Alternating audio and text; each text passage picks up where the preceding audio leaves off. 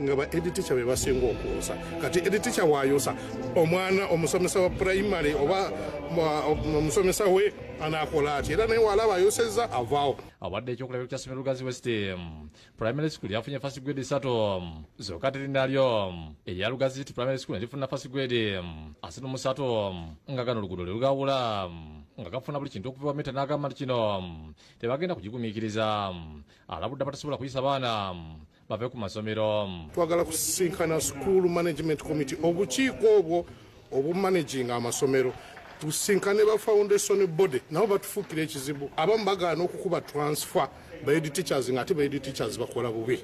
Meya agenze mu kisaawe ky'essomero eryo omubaka wa Lugazi Municipality Steven Serubula wakunganyiza bannannyini masomero agasiniya okulaba engeri bayinza okuyambamu abazadde okutwala abaana baabwe ku feezi entonotono. Kansala akiikirira Lugazi Municipality ku disitulikiti asabye abazadde okukola buli kibasobola batwala abaana baabwe mu masomero ge basobola n'agamba nti okusomesa omwana kuba mutima so si ssente.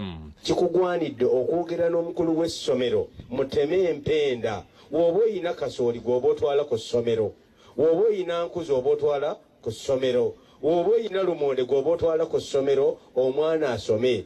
Avunaanyizibwa kulambula amasomero mu Lugazi Municipality Manana Kyolulwa wakanyiza ebyogeddwa nti Lugazi bakoze bubi ebigezo ategeeza nti abayizi 492 be bayitidde mu ddala lisooka tekisoboka okuba nti be baasibye municipali zonna mu ggwanga.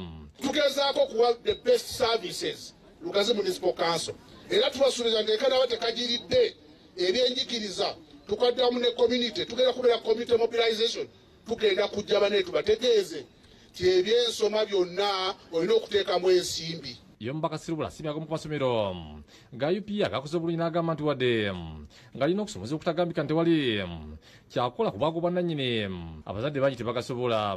Wano ewaffe omwana mu ssomero lya UPE babasindikira obukadde 2 abaana bali 6 mu ssomero okumala emyezi 3 bakozesa obukadde bumeka 2 naye agenda kuvuganya n'omwana ali ku international school e Kampala asasula obukadde 15 mwana atya omu akeera ku G Kamonde Biti Vakedo amasanyalaze oluvaako generator ng'etandika byonna biri awo ku mmeeza naye saagala ekyo kibamalemu maanyi kubanga nange kamwa kwogera wammwe nasomera mu lya mu kyalo naye kati nvuganya n'abaasomera e Kampala. Mukaza Kivumbi yakusakidde eggulu lino.